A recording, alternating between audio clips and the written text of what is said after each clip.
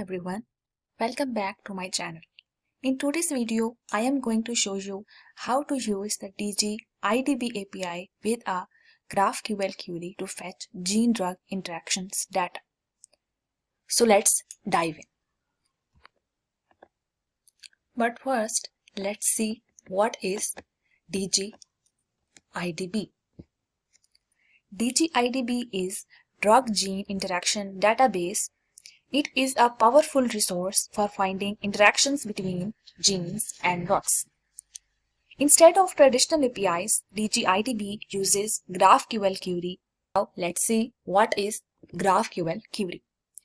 GraphQL query is basically a flexible query language that allows us to request only the data we need. First of all, we will need Python libraries. Here, requests library is used for making API requests. We are importing JSON for formatting our query. Then we have import pandas SPD for organizing results in a readable format. Then we are defining a function. Whenever we want to define a function, first we write a def keyword, then the name of the function and input parameters. Here we are giving the gene name for which we want to find drug-gene interaction partners.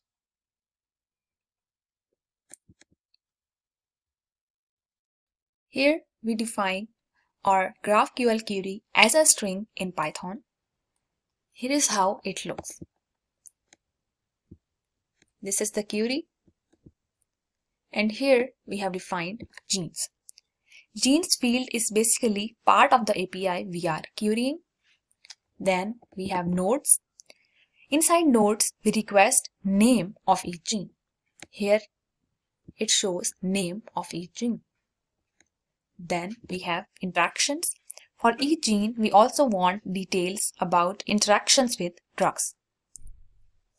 We ask for drug name. We ask for drug that consists of its name, interaction score, and the interaction type. The type shows the kind of interaction, and directionality shows whether the interaction is activating or inhibiting. Then we have sources. We'll see that from where we are getting this information about drug. It will show the database's name. Once our query is ready, we send it to the DG-IDB query using a POST request.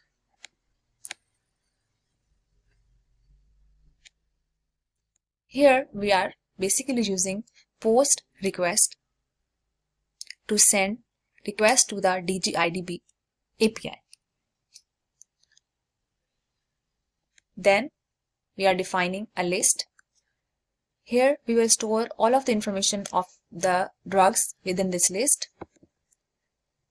Then we will check that either our request is successful or not. If our request is successful, it will be equal to 200 and our response gets stored in variable data. Now, if we want to print this data and see how our output look like, I will show it later. We are fetching information from this data variable. We are using .get method. .get method will get information from this data variable that contains data information, and from this, that is basically the key. If this information is present, it will take it and store it in this variable, and if this data key is not present, it will store an empty dictionary over there. And then we are using another get function. Here we want to find genes key from this data key, and if this genes key is not present, it will return an empty dictionary. And then we are using another .get method that is finding this nodes key from this genes key. and we are storing output of all of this in a variable gene. Now next, this ensures that it will only run if gene is not empty. If gene is empty, this block will be skipped. First of all, we are working on this gene variable and we are getting the name key if it is present, and if not, then return an empty string. And then go again into this variable gene and get interactions key, and if not present, return an empty list. Here we are storing it, the name of the gene in gene underscore name variable and interactions in interactions variable. Now here we are running loop on this interactions and we are appending this information into this list drug underscore info. Now here whatever gene name was found from this part, it will be stored in this gene name as an value, because here we are making a dictionary. So here gene name will be a key and gene underscore name value will be its value. We have another key called as drug name. In this key we will store the value of interaction. First of all, we will go into the interaction and we will get drug key, and then if it is not present, it will return an empty dictionary. From this drug key we will get name of the drug and we'll store it in the drug name variable. Then interaction score is another key. We are getting interaction score from this interaction variable. And then we have another key, interaction types. Here we are basically running a loop on this interaction score. First of all, we will go into this interaction and we will get its interaction types. If present, and if not, return an empty list. And then combine all those type of interactions with the help of this join operator, separate them with commas. And then sources from where this information is retrieving, like the name of the databases. We'll use same loop as we use for interaction types, and we'll store this information within this sources variable. Else, if this information is not retrieved out and the name of the gene is not present in the database, we'll return failed to retrieve data. And then our whole information gets stored within this variable drug underscore info. Now here we are using pandas to convert this information into a data frame. We will use pd as an alias dot data frame to convert this information into a data frame and the name of the variable in which all of the information is present. And we are storing this information in the drug underscore info underscore df and will return this variable. Outside of this function, we'll define the gene name, that is TP53. Then we'll call the function and we will pass the name of the gene that we have defined here, and we'll store this within a variable drug underscore data, and then we will print it. Now let's run this code. Now here our code has run successfully. It shows the name of the gene, that is only the one name, so it will shows all of the drugs against this gene name, that is TP53. This is the drug name.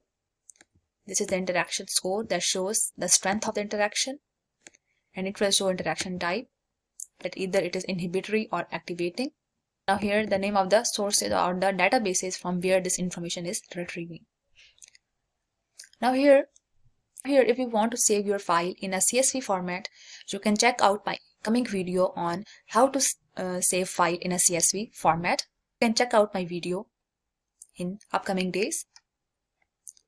Okay, now let's see that what this print data is showing. Let's run our code again. Now this data contain this type of information, that is very lengthy.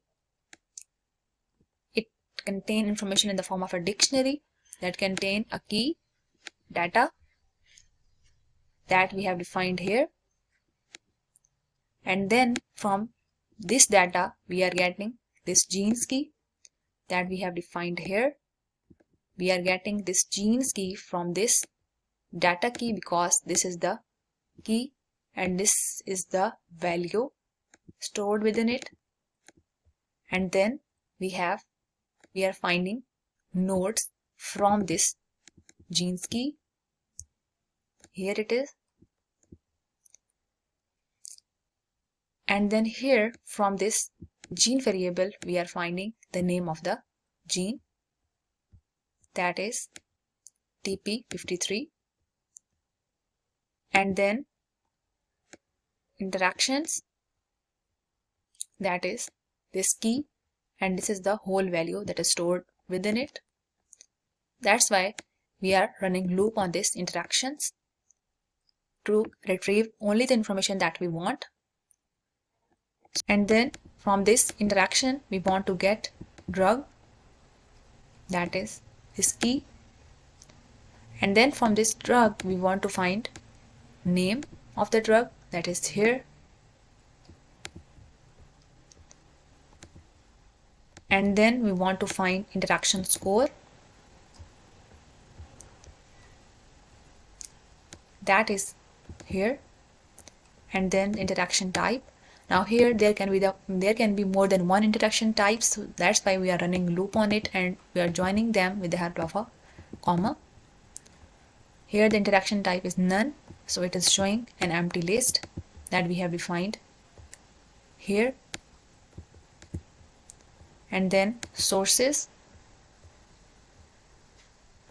these are the sources. So first we go into the sources key and then we go into the source DB name here.